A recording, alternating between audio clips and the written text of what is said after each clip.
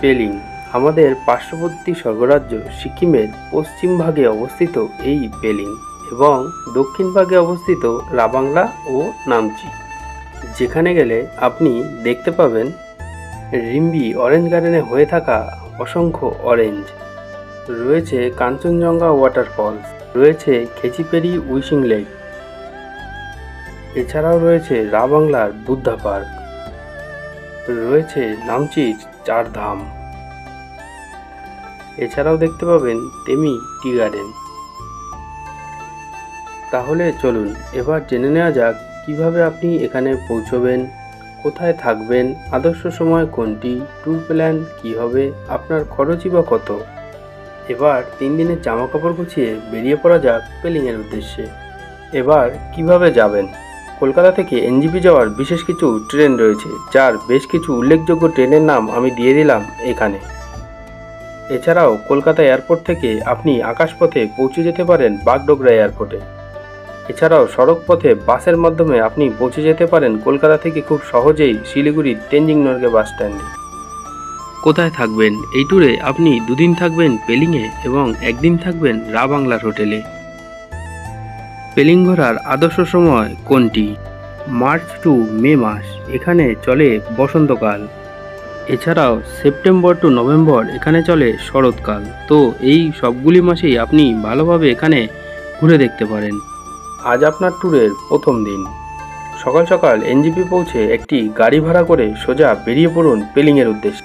এরপর শিবকের রাস্তা ধরে সুন্দর পাহাড়ের সৌন্দর্যতা উপভোগ করতে করতে এগিয়ে চলা পেলিংয়ের দিকে।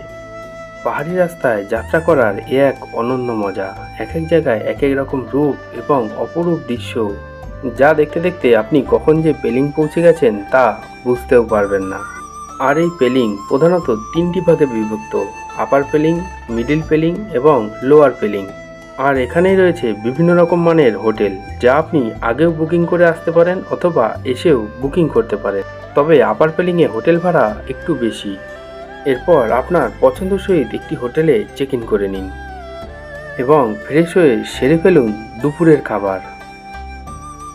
আর এর পরের সময়টুকু কাটাতে পারেন নিজস্ব হোটেলকে ঘুরে দেখে। এছাড়াও পারেন আপনার নিজস্ব রুমে বসে পাহাড়ি সৌন্দর্যকে জানালা দিয়ে উপভোগ করতে। দ্বিতীয় দিন সকালবেলায় উঠে ব্রেকফাস্ট সেরে উঠে পড়ুন আপনার বুকিং করা গাড়িতে এবং চলে যান সবথেকে দূরের সাইট সিন পয়েন্টটিতে। আর আজ আপনার প্রথম সাইট সিন পয়েন্টটি হবে রিম্বি অরেঞ্জ গার্ডেন। এরপর 10 টাকা এন্ট্রি ফি দিয়ে প্রবেশ করুন বাগানে এবং দেখে নিন অসংখ্য কমলা লেবুর গাছ। এরপর এগুলো দেখে এগিয়ে চলুন সামনের দিকে। আর এই যে আপনি কটেজগুলো দেখছেন, এগুলোতেও আপনি রাত্রি যাপন করতে পারেন। এরপর আরও কিছুটা সামনের দিকে এগিয়ে চলুন এবং পৌঁছে যান স্টলগুলির দিকে। হ্যাঁ, এখানে অরিজিনাল অরেঞ্জ জুস আপনি টেস্ট করে দেখতে পারেন।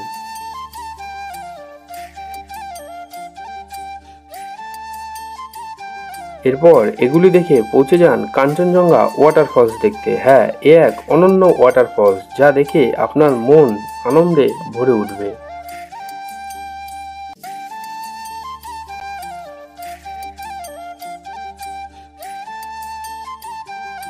এরপর এটা দেখা হয়ে গেলে আপনি এগিয়ে চলুন খেচিপেরি লেকের দিকে। হ্যাঁ, এটি একটি উইশিং লেক। এই সামনে দিয়ে কিন্তু টিকিটটা কেটে নিতে হবে। তো আমরা এখানে টিকিট কাউন্টারে এসে গেছি। এবার এখান থেকে সোজা হেঁটে যেতে হবে।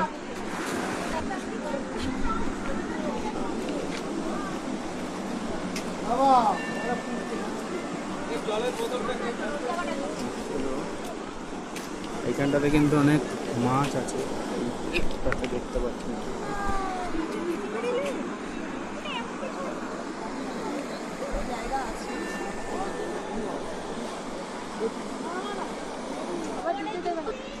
এরপরে এই লেকের উল্টো দিকেই কিন্তু রয়েছে একটা মনেস্ট্রি টাইপ।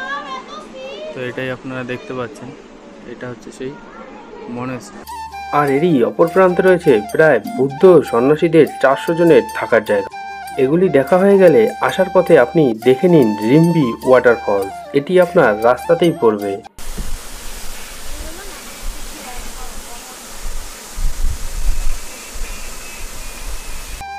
এরপর আবারও ফিরে আসুন আপনার পেলিংয়ের হোটেলে। এরপর ফ্রেশ হয়ে খাওয়া দাওয়া সেরে নিন।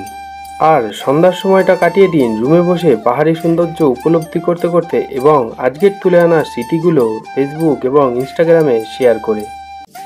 তৃতীয় দিন সকালবেলায় উঠে ফ্রেশ হয়ে পেলিংয়ের হোটেল চেক আউট করে আমরা চলে যাব রা বাংলার উদ্দেশ্যে এবং পথে যেতে দেখে নেব পেলিংয়ের আরও এক সুন্দরতম জায়গা স্কাই ওয়াক। 100 টাকার বিনিময়ে টিকিট কেটে আমরা এন্ট্রি করে নিলাম এই পার্কে। আর এটি হচ্ছে ভারতের প্রথম স্কাই ওয়াক বা গ্লাস ব্রিজ। আর মেঘ ক্লিয়ার থাকলে এখান থেকেই আপনি দেখতে পাবেন চেঙ্গিজিংয়ের সুবিশাল মূর্তি।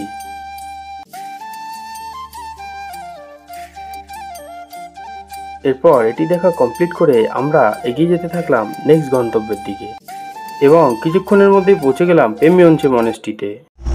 ওইখানে গাড়িটা দাঁড়াবার পর কিন্তু আপনাকে এরকম টিকিট কাটতে হবে, পার হেড 50 টাকা। দেন তারপরে এই এন্ট্রি পয়েন্ট থেকে আপনাকে উপরের দিকে উঠে যেতে হবে। আপনার যে গাড়ি আছে, আপনার গাড়ি আপনাকে এই গেটের কাছে নিয়ে আসবে, এখান থেকে নেবে, দেন আপনি ঢুকবেন। চলুন ভিতরটায় দেখে নেওয়া যাক। মন্দিরটা দেখাচ্ছে আপনাকে সামনের দিকে। স্কাই ক্লিয়ার থাকলে কিন্তু এখান থেকে বেশ সুন্দর একটা ভিউ দেখা যায়। এখন তো পুরোই ফগি ওয়েদার আছে। এটা হচ্ছে মনেস্ট্রির চারিদিকটা, এটাই নেবে। এরপরে এইখান থেকে ভিতরটাতে ঢোকা যায়। দেখে নিই মনেস্ট্রির ভিতরে কি কি আছে। দেখুন মনেস্ট্রি থেকেই এখানে কিন্তু প্রার্থনা।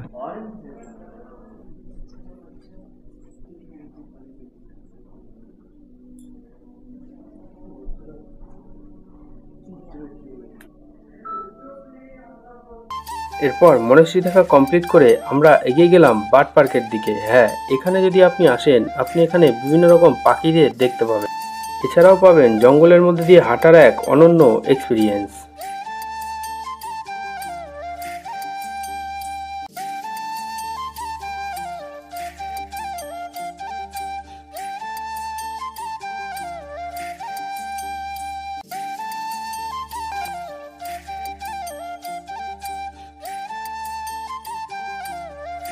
এবার বার্ড পার্ক দেখে আমরা রওনা দিলাম বুদ্ধা পার্কের দিকে। এখন কিন্তু আমরা চলে এসেছি রা বাংলার বুদ্ধা পার্কে। তো এখন সময় হচ্ছে 4টে। তো দেখুন কিভাবে ফগ হয়ে গেছে, পুরো ফগে ফগ, কিছুই দেখা যাচ্ছে না। মনুমেন্টটা রয়েছে, ঠিক আছে। এখানে বেশ কিছু রেস্টুরেন্টও রয়েছে। কোনো ওয়াশরুমে যদি যাওয়া হয় সেটাও যেতে পারেন। হ্যাঁ, তো এইখানে যদি কিছু খাবার হয়, এখানে কিন্তু বেশ কিছু ফুড স্টলও রয়েছে। যেরকম আমরা এই দেখুন এই পিছনের একটা ফুড স্টল রয়েছে। তো এখানে মোমো, স্যুপ বাগেরা সবই পাওয়া যায়। তো যদি খিদে পেয়ে যায় কারোর, তো তাহলে কিন্তু এখানে একটু হালকা স্ন্যাক্স বাগেরা খেয়ে নিতে পারেন। সাইডে বসার জায়গা। তো ফগ হয়ে গেছে, এই জন্য পুরো ক্লিয়ার দেখা যাচ্ছে না, পুরোটাই ফগ হয়ে গেছে। দেখা যায় মোটামুটি 1.5 ঘন্টা ওয়েট করার পর এখন ফগ ক্লিয়ার হয়েছে।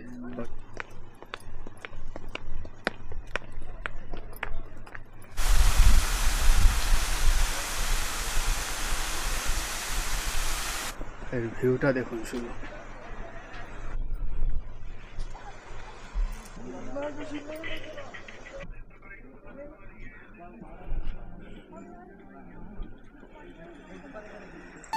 এরপর বুদ্ধা পার্ক কমপ্লিট করে চলে গেলাম রা বাংলার হোটেলে এবং চেকিং পর্ব সেরে চলে গেলাম রুম। এখানে 2-3জন শুতে পারবে সেরকম একটা বেড আছে। সাইডে একটা টেবিল দেওয়া আছে। এখানে একটা টিভি রয়েছে। এখানে একটা ওয়ার্ড্রপ, বসার জন্য একটা চেয়ার রয়েছে। এদিকে আর একটা আছে, দুটো। একটা ড্রেসিং টেবিল রয়েছে, একটা কিন্তু বাথরুমও রয়েছে। এই যে গিজার খুব ভালো কাজ করছে। এখানে একটা আয়না রয়েছে, বেসিন, এখানে কল বগেরা আছে। ওভারঅল কিন্তু ঠিকঠাক। এখন আমাদের ডিনারের জন্য কল করেছিল, তো আমরা ডিনারে এখন যাচ্ছি। তো পাহাড়ে সব জায়গায় নমিনাল ডিনার থাকে, আর লাঞ্চও সেম থাকে, আর ব্রেকফাস্টও সেম থাকে। তো আজকে যেহেতু ঘুরে আসতে আসতে দেরি হয়ে গেছে, এই জন্য কিন্তু আমরা লাঞ্চ করতে পারিনি। তো ডিনার এখন করতে যাচ্ছি।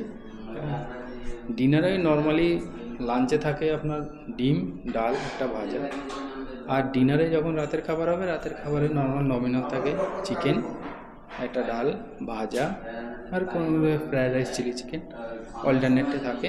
ব্যাস, সকালবেলা ব্রেকফাস্টে লুচি তরকারি, জ্যাম, পাউরুটি, এগুলো পাহাড়ের সব জায়গাতেই সেমই মেনু থাকে। এরপর রাতের খাবার দাবার সেরে শুয়ে পড়ল। চতুর্থ দিন আজ আমরা রাবাংলার হোটেল ছেড়ে রওনা দেব বাড়ির উদ্দেশ্যে এবং পথে যেতে যেতে দেখে নেব টেমি টি গার্ডেন এবং নামচির 4 ধাম।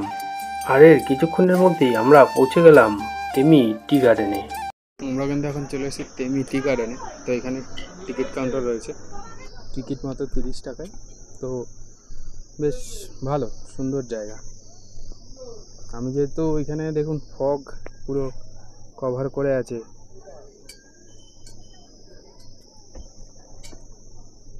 ভিউটা তেমনি আস্তে আস্তে মেঘ ক্লিয়ার হচ্ছে। তো দেখুন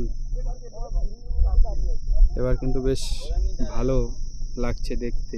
এরপর এখান থেকে আমরা রওনা দিলাম নামচির 4 ধামের উদ্দেশ্যে।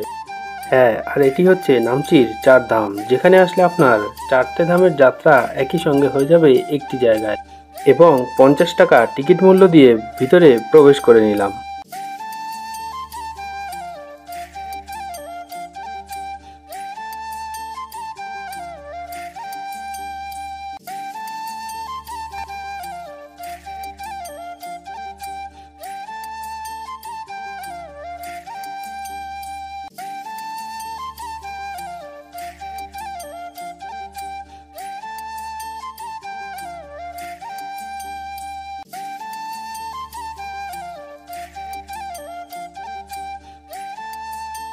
এরপর 4 ধাম দর্শন কমপ্লিট করে আমরা রওনা দিলাম বাড়ির উদ্দেশ্যে। তাহলে চলুন এবার দেখে নেওয়া যাক আপনার বাজেট কত হবে।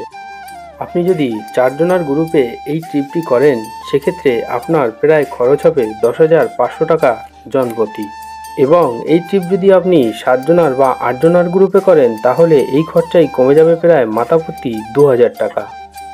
তবে আজকের মতো টাটা, দেখা হবে আবার অন্য কোথাও অন্য কোনো ব্লগে। ততক্ষণ ভালো থাকবেন, সুস্থ থাকবেন আর দেখতে থাকবেন আমার চ্যানেল।